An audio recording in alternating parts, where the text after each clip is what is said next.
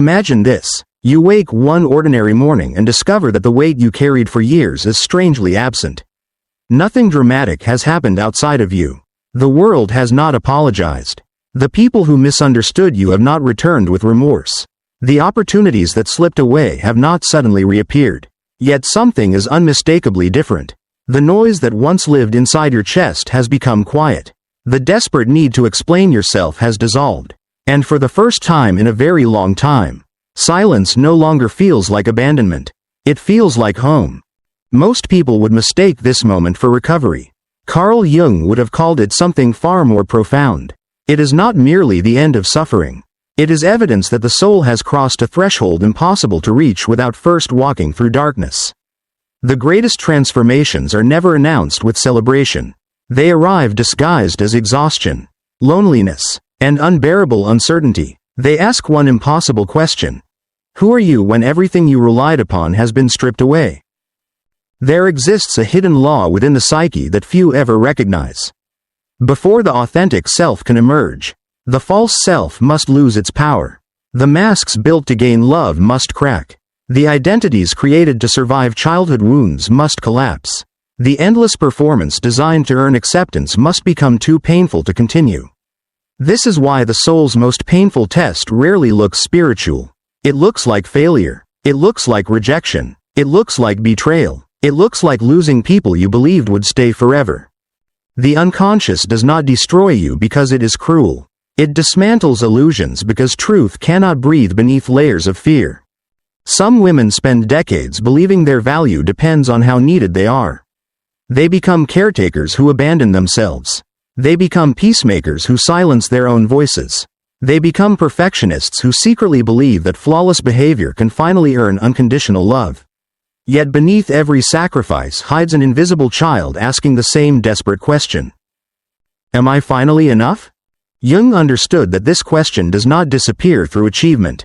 It survives promotions, marriages, motherhood, beauty, popularity, and success because it was never created by the external world. It was planted deep within the unconscious long before language could explain it. This is why pain often repeats itself. Different faces, the same wound. Different relationships, the same ending. Different cities, the same loneliness. The psyche continues presenting identical lessons until consciousness finally recognizes the pattern. Not because life enjoys punishment, but because healing cannot occur through avoidance. Perhaps this is why you found these words today. Not because coincidence guided you, but because a quieter part of your mind has become ready to hear what your frightened self could never accept before. There comes a season when life removes every distraction. Friends disappear. Familiar roles dissolve. Plans collapse without warning. The future becomes impossible to predict. To the ego, this feels catastrophic. The ego survives through certainty. It clings to identities. It desperately seeks control. But the soul has different intentions. The soul whispers where the ego screams. The soul waits where the ego rushes. The soul surrenders where the ego fights. Marcus Aurelius once reminded himself that external events possess no authority over inner character. Modern psychology echoes the same truth through different language. Trauma convinces the nervous system that safety exists outside the self. Healing teaches the nervous system that true security is cultivated within. The difference between those two realities determines an entire lifetime. Many never notice when they are living through their greatest initiation because suffering narrows perception. During heartbreak, every hour feels endless. During abandonment, every silence sounds like confirmation of worthlessness. During grief, tomorrow becomes unimaginable. Yet something extraordinary happens beneath conscious awareness. Every disappointment that refuses to destroy you quietly strengthens an unseen center. Every betrayal reveals another illusion about where love truly comes from. Every rejection removes another chain connecting your identity to someone else's opinion. Individuation, Jung's lifelong exploration of psychological maturity, does not begin when life becomes easier. It begins when the individual stops negotiating with their own authenticity. This moment is terrifying. Because authenticity demands sacrifice. The woman who always rescued everyone must risk disappointing people. The woman who remained silent must risk being misunderstood. The woman who lived through approval must risk standing completely alone. To the outside world, these choices appear selfish. To the soul, they are sacred. Have you ever noticed how certain people become uncomfortable the moment you stop explaining yourself? Their discomfort reveals something profound. Control rarely survives healthy boundaries. Those who benefited from your insecurity often mistake your healing for arrogance. They preferred the version of you who apologized for existing. They admired the version who accepted crumbs while calling them blessings. They praised the version who ignored intuition in order to preserve peace. But peace purchased through self-betrayal always becomes emotional debt. Eventually the interest becomes unbearable. This explains why awakening often feels lonely before it feels liberating. The shadow, according to Jung, contains everything rejected by consciousness.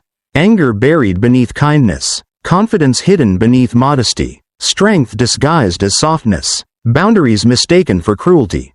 When these forgotten qualities begin returning, life temporarily feels unfamiliar. The woman herself may wonder whether she has become colder. She has not. She has become integrated. There is an enormous difference. Coldness rejects connection. Integration rejects self-abandonment. One closes the heart. The other protects it. You were never meant to erase your compassion. You were meant to remove fear from beneath it. Compassion without fear becomes wisdom instead of obligation. Seneca observed that misfortune reveals the true nature of character more reliably than comfort ever could. Neuroscience now confirms something remarkably similar. Under prolonged adversity, the brain reorganizes itself according to repeated choices. Every moment you choose dignity over desperation creates new psychological pathways. Every time you refuse to chase someone who willingly walked away, your nervous system slowly learns that survival no longer depends upon external validation. The transformation is almost invisible. Until one ordinary day, someone who once held enormous emotional power over you suddenly becomes just another human being. Their approval no longer determines your mood. Their absence no longer defines your identity. Their criticism no longer enters your soul. This moment cannot be faked. It cannot be performed. It cannot be borrowed from motivational speeches or temporary confidence. It emerges only after countless private battles that no audience ever witnessed. The nights spent questioning everything. The mornings forcing yourself forward despite invisible exhaustion. The quiet decisions to keep choosing integrity even when manipulation promised easier rewards. The soul remembers every one of those moments, even when the conscious mind forgets. And perhaps that is the deepest secret of all. The most painful test was never designed to break your spirit. It was designed to reveal the part of you that could never be broken. The moment that truth begins to settle inside the psyche, something almost imperceptible changes in the way a woman moves through the world. She walks at the same pace. She speaks with the same voice. Her appearance may remain entirely unchanged, yet people begin responding to her differently. Even when she says very little, some feel unexpectedly drawn toward her calm. Others become strangely irritated by her presence without understanding why. The unconscious recognizes transformation long before the conscious mind can explain it. Jung believed that every individual carries an invisible psychological atmosphere. It is created not by appearance but by the relationship one has with the unconscious. A fragmented soul unconsciously asks others to complete it. An integrated soul unconsciously gives others permission to meet themselves honestly. That difference cannot be imitated. It radiates. This is why authentic change often disrupts old relationships. The woman who once apologized for every boundary suddenly says no with kindness but without guilt. The woman who once explained herself endlessly now offers silence instead of justification. The woman who once feared being misunderstood no longer sacrifices her truth simply to preserve someone else's comfort. To those who knew only the former version, the transformation feels unsettling. They may accuse her of changing. They are right. But not in the way they imagine. She has not become someone else. She has finally stopped pretending to be someone she never was. There is a profound difference between losing kindness and losing the compulsion to earn love. One hardens the heart. The other frees it. Many people confuse these two because they have spent their entire lives believing affection must be purchased through self-sacrifice. Modern trauma psychology explains that children raised in unpredictable emotional environments often become experts at anticipating other people's needs while remaining strangers to their own. Hypervigilance masquerades as empathy. People-pleasing disguises itself as generosity. Perfection becomes a desperate language spoken in hopes of preventing abandonment. Yet none of these strategies can create genuine security. They merely postpone another wound. The psyche eventually grows exhausted from carrying identities that were never authentic. Then life begins removing them. Sometimes through heartbreak. Sometimes through betrayal. Sometimes through opportunities that disappear despite tremendous effort. At first this feels unbearably unfair. Why would life reward sincerity with disappointment?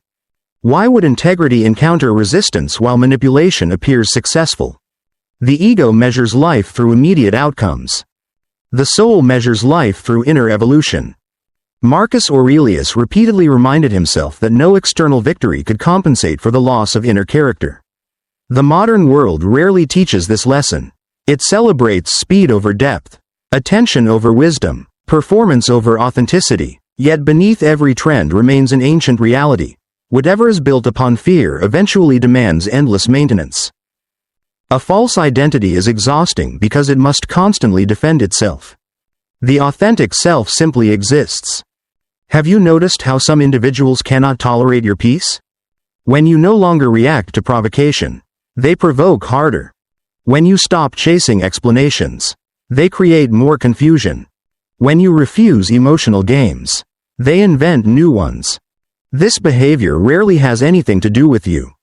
Projection, one of Jung's most influential psychological concepts, explains why people unconsciously place rejected parts of themselves onto others. A person uncomfortable with their own dishonesty may accuse everyone else of deception. Someone terrified of abandonment may become controlling while insisting others are untrustworthy. Someone disconnected from personal strength may resent anyone who quietly embodies confidence. The integrated woman becomes a mirror. Not because she intends to expose anyone, but because authenticity naturally reveals illusion. This is why healing sometimes attracts unexpected hostility. Your silence reminds others of their internal noise.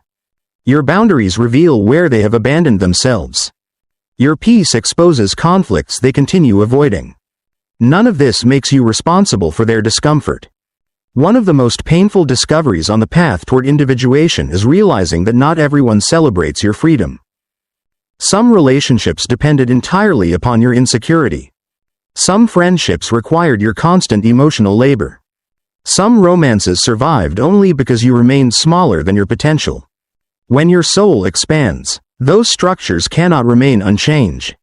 Epictetus observed that people are disturbed not by events themselves but by their interpretation of those events. The same principle applies to transformation. One person sees your confidence and feels inspired. Another sees the identical confidence and feels threatened. The difference lies entirely within the observer. Understanding this dissolves an enormous burden. You no longer spend years attempting to manage perceptions beyond your control. You stop trying to convince those committed to misunderstanding you. You recognize that clarity offered repeatedly eventually becomes self-betrayal. There is quiet dignity in allowing others to misunderstand you while remaining faithful to yourself. That dignity cannot be manufactured. It is earned through suffering consciously endured. Some women believe healing means becoming fearless. It does not. Fear still visits. Grief still arrives. Loneliness still appears without invitation. The difference is that these emotions are no longer mistaken for permanent identities. A passing storm is no longer confused with the climate. This psychological distinction changes everything. The nervous system slowly learns that emotional pain is survivable. Every experience once labeled catastrophic gradually becomes evidence of resilience instead. The woman who once panicked at rejection begins asking a different question. Not, why wasn't I enough? But, what truth has this experience revealed? That single shift marks the beginning of profound freedom. Because every painful encounter becomes information rather than condemnation. Every ending becomes redirection rather than personal failure. Every loss becomes an invitation to discover what can never truly be taken away. Jung often emphasized that the privilege of a lifetime is becoming who you truly are. Notice he did not say becoming who others approve of, nor becoming who society rewards, nor becoming who avoids criticism. The privilege lies in recognizing the original self buried beneath years of adaptation. This excavation is neither glamorous nor immediate. There are days when progress feels invisible. Days when old wounds unexpectedly reopen. Days when the voice of the inner critic sounds louder than ever before. Do not mistake those moments for regression. When buried material rises into consciousness, it often becomes louder before it disappears. The shadow surfaces because it is finally safe enough to be seen. Not because you are failing. Because you are ready. And readiness is something the unconscious never grants prematurely. The soul does not reveal deeper truth until it knows you possess the strength to carry it. Perhaps that explains why your hardest years arrived before your deepest peace. The person you once begged life to become could not have existed without every disappointment that shaped your character. The betrayals taught discernment. The loneliness taught self-companionship. The uncertainty taught surrender. The silence taught how to hear the voice that had been whispering beneath fear all along. Without realizing it, you have already begun living from that quieter place. And once the soul has tasted its own truth, it never willingly returns to the prison of pretending.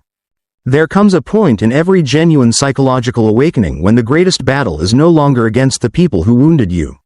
It is against the version of yourself that still believes those wounds define your future. This is the final illusion the soul must dissolve, not the memory of pain, but the identity built around it. For years, perhaps even decades, the unconscious quietly organized your life around survival. Every decision passed through invisible questions. Will this keep me safe? Will this make me accepted? Will this prevent rejection? The remarkable thing about the psyche is that it becomes extraordinarily skilled at protecting itself from yesterday, even if those protections quietly imprison tomorrow. Carl Jung often described individuation as becoming whole rather than becoming perfect. Wholeness demands something perfection never can. It asks that the rejected pieces of the personality return home. The frightened child. The furious protector. The grieving lover. The ambitious dreamer. The woman who learned to smile while breaking inside. The woman who wanted to scream but called it patience. None of these parts are enemies. They are unfinished conversations waiting to be heard. Many people spend their entire lives trying to eliminate pain. Yet pain is rarely the true prison. Resistance to pain is. The more fiercely the ego insists that suffering should never have happened, the more tightly it remains chained to the past. Acceptance does not excuse what occurred. It simply refuses to let yesterday continue governing today. This is why forgiveness is so often misunderstood. Forgiveness is not reopening the door for those who repeatedly violated your trust. It is closing the courtroom inside your own mind. It is releasing yourself from serving a life sentence for someone else's choices.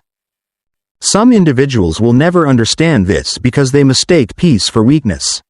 They assume that if you are no longer fighting, you have surrendered. Yet nothing requires greater courage than refusing to become emotionally identical to those who hurt you. Bitterness is contagious. So is freedom. Every woman eventually chooses which one she will carry forward. Have you ever noticed how certain memories lose their emotional charge without disappearing? You remember every detail. You remember the words that shattered your confidence. You remember the betrayal that left your heart trembling. You remember sitting alone, wondering whether life would ever feel light again. But now, when those memories appear, they no longer control your breathing. They no longer dictate your worth. They have become chapters instead of identities. This is one of the clearest signs that the soul has crossed its most painful threshold. Healing is not forgetting. Healing is remembering without becoming the person you used to be. Modern neuroscience reveals that memories are reconstructed every time they are recalled. They are not frozen recordings but living experiences continually reshaped by present awareness. Jung arrived at a similar insight through psychological observation long before brain imaging existed. Consciousness transforms experience. The event may remain unchanged, but the meaning attached to it evolves as the individual evolves. This is why two women can survive similar heartbreaks and emerge as entirely different people. One spends years searching for someone to replace what was lost. The other discovers something within herself that was never lost to begin with. The difference is not intelligence, nor luck. It is the willingness to descend into the unconscious instead of endlessly escaping it. Most people fear the shadow because they believe it contains only darkness. They rarely suspect that it also contains buried brilliance. Inside the shadow lives the confidence that was called arrogance, the creativity dismissed as unrealistic, the intuition labeled irrational, the voice silenced to keep others comfortable, the courage mistaken for rebellion. The soul does not merely hide pain in the unconscious. It also hides power. Imagine carrying a priceless treasure beneath layers of earth for decades, believing the emptiness above the ground represents your entire life. That is what countless women unknowingly do. They search outside themselves for qualities that have quietly waited within them since childhood. This is why external validation becomes increasingly unsatisfying after genuine awakening. Compliments feel pleasant, but they no longer become necessities. Recognition is appreciated, but it is no longer oxygen. Love is welcomed, but it is no longer begged for. A remarkable calm begins replacing desperation. Not because desire disappears, because dependence does. Marcus Aurelius wrote that the soul becomes colored by its thoughts. Yet Jung would likely add another dimension. The soul is also colored by the stories it repeatedly tells itself. If the story remains, life keeps abandoning me, every ending appears as confirmation. If the story becomes, life keeps revealing who truly belongs. Identical events suddenly carry different meaning. Reality itself begins changing because perception changes. This is not naive optimism. It is psychological liberation. You stop asking why everything happened to you. You begin asking what everything awakened within you. That question alters the entire architecture of consciousness. Slowly, almost mysteriously, synchronicities begin appearing. A conversation arrives exactly when needed. A book falls into your hands with uncanny timing. A stranger speaks words your heart has silently been waiting to hear. Jung did not dismiss these moments as meaningless coincidence. He saw them as expressions of a deeper relationship between the inner and outer worlds. When consciousness becomes aligned with authenticity, life often appears to respond in unexpected ways. Not because the universe suddenly favors you, because you finally notice what fear once prevented you from seeing. The woman who has passed her soul's most painful test does not become immune to suffering. She becomes incapable of abandoning herself within it. That distinction changes every future challenge. Heartbreak may visit again. Loss may return. Dreams may still collapse. But she no longer collapses with them. She has discovered an inner ground that circumstances cannot erase. Others notice it, even if they cannot explain it. There is less urgency in her words. Less performance in her smile. Less anxiety in her decisions. She listens more than she argues. She observes more than she reacts. She trusts more than she controls. It is not because life has become predictable. It is because she has finally become trustworthy to herself. And once a woman trusts herself, the world loses its ability to convince her that she is anything less than whole. The deepest miracle was never that the pain disappeared. The miracle was that the woman who walked through it discovered she had been carrying the light all along. And then, almost without warning, life begins asking different questions. No longer, can you survive? But, can you live without shrinking? No longer, will you endure rejection? But, will you remain authentic when acceptance finally arrives? Many imagine the greatest challenge comes before transformation. In truth, another test quietly waits afterward. It is far more subtle because it does not arrive wearing the face of pain. It arrives wearing the face of opportunity. Recognition comes. Healthy relationships appear. New possibilities begin opening. The very life you once prayed for slowly unfolds before you. Yet something inside whispers a final warning. Do not become attached to this version of life the way you once became attached to the old one. The soul that has awakened understands a sacred paradox. Nothing outside can complete what has already become whole within. This realization changes the rhythm of existence. A woman no longer enters relationships searching for rescue. She enters them as someone already standing. She no longer accepts affection because she fears loneliness. She accepts affection because it reflects mutual respect. She no longer confuses chemistry with compatibility, intensity with intimacy, attention with devotion. The unconscious has learned a new language. One spoken not through fear, but through discernment. Carl Jung believed that the meeting of two personalities is like the contact of two chemical substances. If there is any reaction, both are transformed. But transformation does not require surrendering identity. Quite the opposite. Only those firmly rooted in themselves can truly encounter another without disappearing into them. For years, many women unconsciously believed love required becoming smaller, less outspoken, less ambitious, less intuitive, less powerful, less themselves. They mistook self-erasure for harmony because somewhere in childhood they learned that acceptance often demanded adaptation. But genuine love never asks the soul to amputate itself. It invites expansion. It creates space where authenticity can breathe. Anything else may be attachment. It may be dependency. It may be familiarity disguised as destiny. But it is not love. The woman who has crossed her deepest psychological threshold recognizes this without bitterness. She no longer needs to convince anyone of her value. The sun never argues that it gives light. The ocean never explains its depth. Mountains never apologize for their height. Nature simply expresses its essence. The individuated soul begins doing the same. Have you noticed how extraordinary peace often appears almost ordinary? It is not dramatic. It rarely announces itself. There are no constant emotional highs. No endless excitement. Instead, there is a quiet confidence while making difficult decisions. A steady heartbeat during uncertainty. An unexpected ability to remain compassionate without becoming consumed by other people's chaos. This is emotional maturity. Not the absence of feeling, but the refusal to let every feeling become your master. Epictetus taught that freedom begins the moment we distinguish between what belongs to us and what does not. Your choices belong to you. Your integrity belongs to you. Your attention belongs to you. Someone else's opinion does not. Someone else's projections do not. Someone else's inability to love honestly does not. The moment this distinction becomes embodied rather than merely understood, an extraordinary liberation unfolds. You stop carrying burdens that never belonged on your shoulders. You stop translating another person's emotional immaturity into evidence of your inadequacy. You stop assuming responsibility for healing those committed to remaining asleep. Compassion remains. Codependence fades.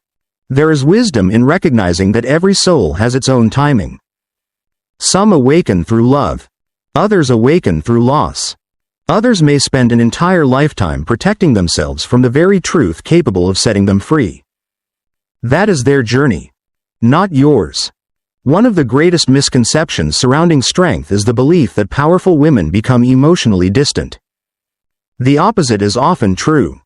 They become more open, more generous, more capable of intimacy, because vulnerability no longer threatens their identity. If love leaves, they remain whole. If success disappears, they remain worthy. If criticism arrives, they remain grounded. Their center no longer depends upon circumstances.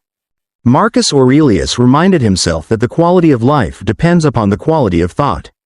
Jung extended this understanding into the depths of the unconscious. Modern psychology demonstrates it through resilience research. Different languages, one timeless truth. Inner freedom is not discovered. It is cultivated. Choice after choice. Boundary after boundary. Truth after truth. Until eventually the new way of living no longer feels like effort. It simply becomes who you are. Perhaps this is why you encountered these words today. Not because you needed someone to save you, but because part of your own soul wanted confirmation of what it already knew. The hardest season was never meaningless. The nights you cried without answers were not empty. The betrayals that forced you inward were not accidents. The loneliness that stripped away every false identity was not punishment. It was initiation. The old self believed love had to be earned. The new self understands love begins with truth. The old self believed worth depended upon performance. The new self knows worth exists before achievement. The old self feared abandonment above all else. The new self realizes the only abandonment that truly matters is abandoning oneself. Everything else becomes secondary. And now, standing quietly on the other side of the soul's most painful test, something extraordinary becomes visible. The life you once begged to keep was too small for the woman you were becoming. The people who walked away created space for those capable of meeting the real you. The dreams that collapsed prevented you from settling for a destiny beneath your deepest potential. Even the suffering that once seemed unbearable became the fire that refined rather than destroyed you. There is no need to chase what recognizes your value. There is no need to force what belongs naturally. There is no need to explain your light to those committed to darkness. Walk gently. Speak truthfully. Love courageously. Protect your peace without apologizing for it. Allow silence to become your teacher instead of your enemy. Allow solitude to become your sanctuary instead of your sentence.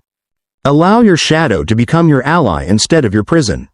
For the woman who has embraced every broken piece of herself no longer fears becoming undone. She knows that every ending conceals another beginning. Every loss carries an invisible invitation. Every scar has become part of the map leading her home. She does not seek revenge because peace is richer. She does not seek approval because authenticity is stronger. She does not pursue certainty because wisdom has taught her to trust the unfolding of life. She stands quietly, not because she has escaped suffering, but because suffering has revealed what could never be taken from her. A woman who knows her worth does not pursue, she chooses.